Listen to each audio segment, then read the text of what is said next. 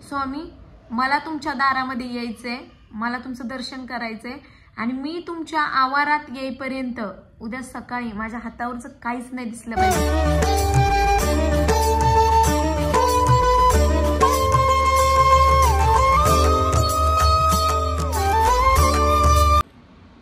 Hello guys, सगळ्यांना पहिला आधी श्री स्वामी समर्थ आणि गुड मॉर्निंग। आता सकाळच्या झालेत 4:45 आणि 4:15ला 4:20ला बरोबर तिथं जायचंय, म्हणजे आज पारायणचा आपला दुसरा दिवस आहे। आणि मी सकाळची बॅच निवडले पहाटेची, जे 4:30 ते 7 आय थिंक 7:30 पर्यंत आहे। आणि आता मी पटकन आंघोळ करणार आहे आणि फ्रेश होऊन लगेच 4:20 पर्यंत तिथं पोहोचणार आहे। तिथे गेल्यानंतर छोट्या छोट्या क्लिप्स दाखवेन मी तुम्हाला। आणि पारायणचा आज दुसरा दिवस आहे, खूप भारी वाटते। आणि कधीच मी 4:30ला न उठणारी, 4ला कधीच न उठणारी मुलगी आज मी बरोबर एकदाच अलार्म मध्ये उठले 4:45ला बरोबर। आणि चला आंघोळ करते आणि तिथे गेल्यानंतर मी दाखवते छोटे छोटे क्लिप। दर्शन वगैरे थोडंसं मंदिरात पहिला अगोदर घेते आणि मग पारायणला बसल्यानंतर मी थोडंसं दाखवते। आणि आल्यानंतर पहिला मंदिरामध्ये दर्शन घेतलं, खूप गर्दी होती त्यामुळे काही व्हिडिओ घेतला नाही आणि मी उद्या आय थिंक घेईन। आणि आत्ता पारायणला सुरुवात झाली आणि हे बघू शकता काही लोक 8:30ची बॅचचे आहेत ते आले नाहीत, त्यांचे चौरंग खाली आहेत।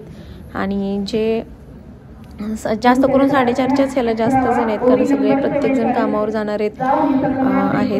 आणि हे बघू शकता पारायण कंप्लीट झाले। कालचा पहिल्या दिवशी झालेला होता ते 1 ते 9 अध्याय झाले होते आणि आज झाले 10 ते 21 अध्याय। आज जास्त अध्याय झालेत आणि झालेलं आहे आपलं।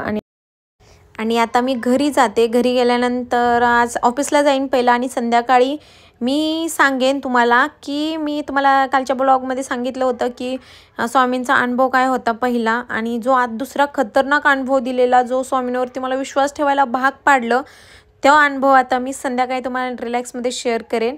चला आणि हा व्हिडिओला कंटिन्यू करा। तर मी आता कामावरनं पण आले आणि मी तुम्हाला बोलले होते सकाळी की कामावरून आल्यानंतर मी माझा अनुभव सांगते। आता पारायण चालू झालेत आणि पहिला अनुभव मी सांगितलाय, दुसरा तर आता खूप खतरनाक अनुभव होता जो स्वामींबद्दलचा होता आणि स्वामींनी मला तो खतरनाक अनुभव दिला, म्हणजे मला भाग पडला असं विश्वास ठेवण्यासाठी।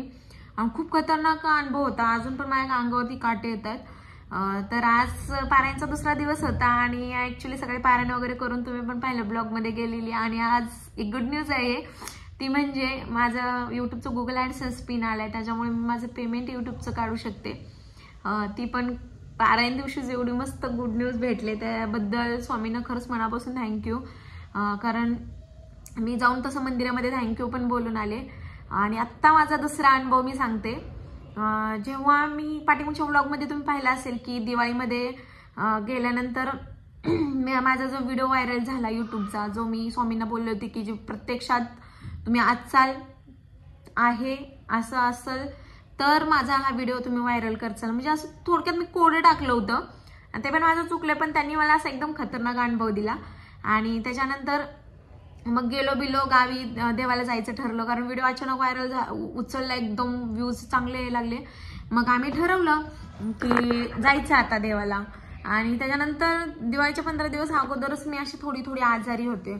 आजारी मीन्स म्हणजे ताप येणं, म्हणजे असं थोडीशी कणकण वगैरे नाही का, गोळी वगैरे मी कणकणची खायची, तशीच कामावर निघून जायची। त्याच्यानंतर कंपनीत पण थोडीशी दगदग व्हायची। आणि त्याच्यानंतर दिवाळीला आता गावाला जायचं म्हणून मी नाही का हॉस्पिटल वगैरे काही नाही, फक्त खुशीनं, दिवाळीची एक खुशीच असते की सगळे येतात, सगळे सेलिब्रेशन करतो आपण एकत्र। आणि मग शॉपिंग वगैरे करायची ती घाई होती, त्यात पण एकदम कणकण वगैरे, ताप वगैरे। आणि त्याच्यानंतर लगेच मग काही सणच होईना, मग हॉस्पिटलला गेलो। हॉस्पिटलला गेल्यानंतर मग डॉक्टरने सांगितलं पेशी कमी झालेत, पांढऱ्या पेशी। आणि मग इथं सलाईन वगैरे केली, ट्रीटमेंट जी असते ती 3 दिवसाची ती केली।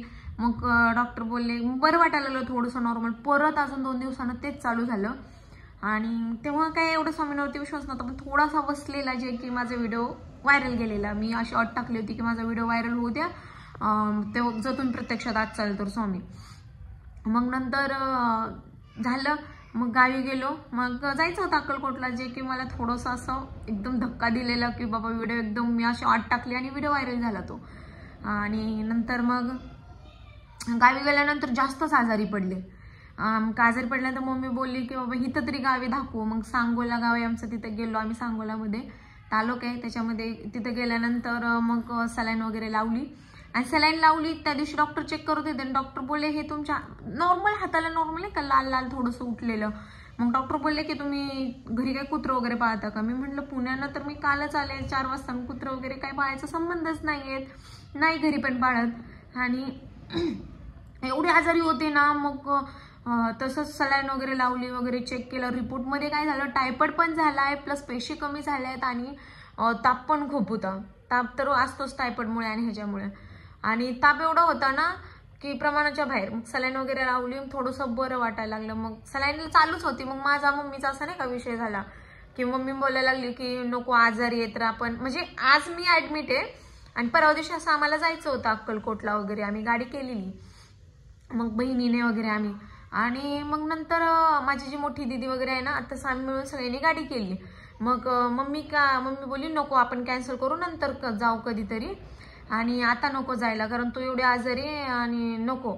मग मी काय बोलले बघू बरं वाटलं तर जाईल. मग तेव्हा मी मनातल्या मनात असं नाही का सलाईन चालू होते आणि बोलले की स्वामी तुम्ही असं आज चाल ना तर मी तिथे येईन, मला बरं करा, असं म्हणजे थोडक्यात असं नॉर्मल एक लाईन बोलली होती. मग घरी आले, थोडंसं नॉर्मल बरं वाटायला लागलं. आणि परतची त्या दिवशी दुसऱ्या दिवशी खूप झालं, खूप लाल वगैरे, हाताला फोडी आल्या. आणि दीदी वगैरे आलेली देवाला जायचं वगैरे म्हणून नाही का, थोडंसं भाकरी वगैरे जे स्वयंपाक आपण बनवतो जाताना न्यायला त्यासाठी.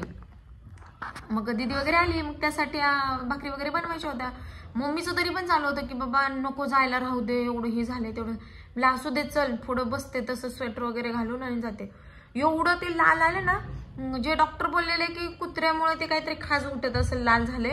आणि घरचे गावाकडचे सगळे बोलायला लागले, जे असतात ना ज्यांना कळतं ते बोलायला लागले नाही का, ते गोर उठतो ते जास्त ताप आला की ते आहे म्हणून.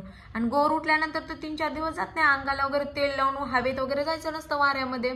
तर मम्मी मग घाबरली, नको जायला तुला वाऱ्यामध्ये एवढे हे ते.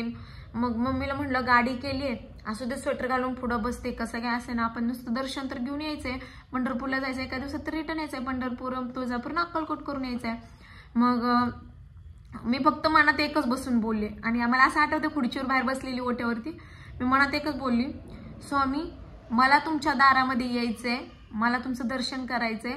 आणि मी तुमच्या आवारात येईपर्यंत उद्या सकाळी माझ्या हातावरचं काहीच नाही दिसलं पाहिजे. एवढा ताप वगैरे आणि सगळं होतं, काहीच नाही दिसलं पाहिजे. सकाळी उठलं ना मला अंगावरती काहीच नाही दिसलं पाहिजे, मी तुमच्या आवारात आणि तुमच्या दारात येईपर्यंत. आणि अक्षरशः सकाळ झाली, पहाटेचा उठून आवरलं तर एवढं लक्ष नाही गेलं नॉर्मल. आणि नंतर स्वेटर घातलं आणि गाडीत बसले, नॉर्मल जरा कमी दिसायला लागलं म्हणजे असं. आणि जसं पंढरपूर वगैरे पहाटे 6 का 6:30 आम्ही पंढरपूरचं दर्शन केलं. पहिल्या पंढरपूरचं दर्शन करणार होतो आणि दर्शन केलं, जसं फुडून कोवळं ऊन पडायला बघते, अंगावर काय नाही, एवढी ताप होता, पेशी कमी होत्या, नंतर टायफॉइड होता, तसलं काहीच नाही. मी ठणठणीत गाडीमध्ये एकदम असला खतरनाक अनुभव होता ना तो. मम्मी सुद्धा आमची आश्चर्यचकित करायला लागली की एवढी आजारी होती आणि दीदी वगैरे सगळेच. म्हणजे माझ्या अंगाला एवढं लाल सगळं भरलं होतं, चेहऱ्यावरनं वगैरे लाल. फक्त मी संध्याकाळी झोपताना एकच शब्द बोललेली, स्वामी मला तुमच्या दारात यायचंय, तुमच्या आवारात तुमचं दर्शन करायला मला यायचंय. आणि तुमच्या दारात तुमच्या आवारात येईपर्यंत माझ्या हातावरती काहीच दिसलं नाही पाहिजे, ना पेशी वगैरे मी ठणठणीत दिसली पाहिजे. एवढा खतरनाक अनुभव दिला ना मी, ठणठणीत एकदम. माझं मलाच विश्वास बसना, मम्मीला सुद्धा विश्वास बसना की हे काय झालं. कारण गोर उठल्यानंतर पण 4-5 दिवस घराच्या बाहेर जात नाहीत, खूप गांधी वगैरे असे लाल लाल उठतं आणि त्यामुळे तेल लावून वगैरे हवेत वगैरे जायचं नसतं. हा अनुभव आहे माझा. आणि माझा दुसरे छोटे छोटे अनुभव आहेत ते उद्या, आता बघू उद्या पारायणचा 3रा दिवस आहे. उद्या काय काय होते बघू, छोटाच व्हिडिओ बनेल, पण मी रोज पारायणचे व्हिडिओ टाकणार आहे. हा होता माझा दुसरा अनुभव आणि दुसऱ्या पारायण दिवशी मी सांगितलंय. चला आता उद्या कोणता सांगणार आहे नक्की म्हणजे हे करा.